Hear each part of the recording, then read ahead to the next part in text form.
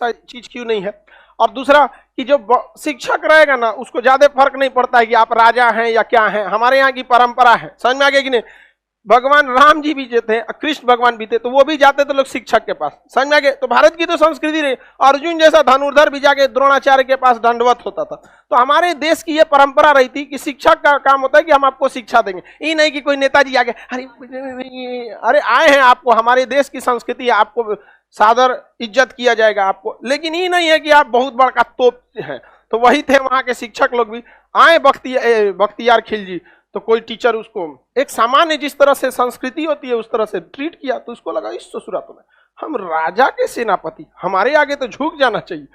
लोल था ससुरा।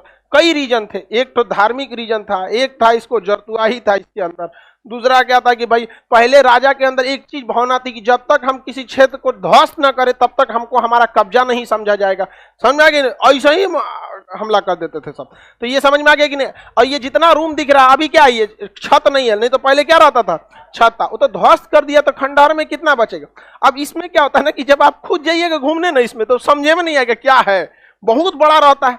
तो जब तक उसको इस टाइप से नहीं देखिएगा ये वाला, तब तक आपको समझ में नहीं आएगा। और आपको कौन सी बिल्डिंग दिखाई देती है, ये वाला, घुसते सबसे पहले यही बिल्डिंग दिखाई देगा। ये 3-4 राजाओं ने मिलकर एकदम क्या कर दिया है, ऊपर कर दिया, बना दिया। यहाँ पर किसी को कोई दिक्कत नहीं ना। ये सबसे महान उस समय के जो प्रिंसिपल आचार्य थे उनका स्तूपा यहाँ पर है, तो जो सबसे महान थे उनका सबसे ऊंचा रहेगा। बाकी जो छोटा छोटा था, कोई टीचर, कोई प्रिंसिपल, कोई विदेशी यात्री, कोई बहुत बढ़िया स्टूडेंट रहा, तो उसका यहाँ पे जगह दे दिया जाता था। बाकी को शमशान में ले जाकर भूख दो, सबको जगह दे दीजिएगा जी, आप सबका समाधि बना दीजिएगा, तो समाधि का तो मतलब है खत्म हो जाएगा, सबका नहीं ना हो जाएगा। और ये ब्लॉक समझ में आ गया कि नहीं आ गया यहाँ पर पूरा। और हर ब्लॉक में अपना एक यूनिवर्सिटी क्या होता था, पुस्तकालय होता था, हर ब्लॉक का अपना। 35 लड़कों पर एक पुस्तकालय, 35 लड़कों के ऊपर प्रॉपर एक टीचर रहते थे, और वहीं पे खाना बनता था।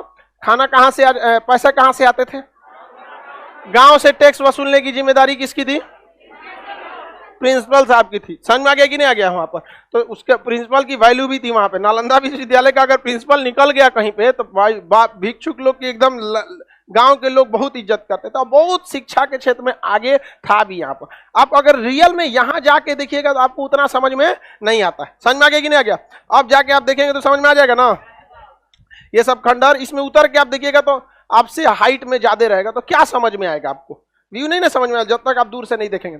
आप लोग को कुछ समझ में आ रहा है, यही जानकारी के लिए। बाकी घूमने के लिए आप जाइए वहां पे, और क्या मिलेगा आपको, खेत खलियान, हरियाली बहुत ज्यादा मिलेगी। योग का कुछ जगह मिलेगा जहां योग होगा। एक कॉमन पुस्तकालय मिलेगा, जो राजा आया कुछ ना कुछ इसको दिया, कोई अलग से बड़ा सा कुआं खोदवा दिया, कोई पुस्तकालय बना दिया, कोई रहने के लिए व्यवस्था दे दिया। अब यहाँ पे दिख रहा है ये सब किसके लिए रहने के लिए था, स्टूडेंट। और थोड़ा सा ये बाहर निकला हुआ है, दिख रहा है, ये गेट था, और यहाँ शिक्षक लोग के भी रहने के थोड़ा सा अलग व्यवस्था थी शिक्षक के लिए। और बाकी शिक्षक लोग के लिए ये वाली बिल्डिंग थी, यहाँ ये लोग अपनी मीटिंग वगैरह करते थे लोग। अब बहुत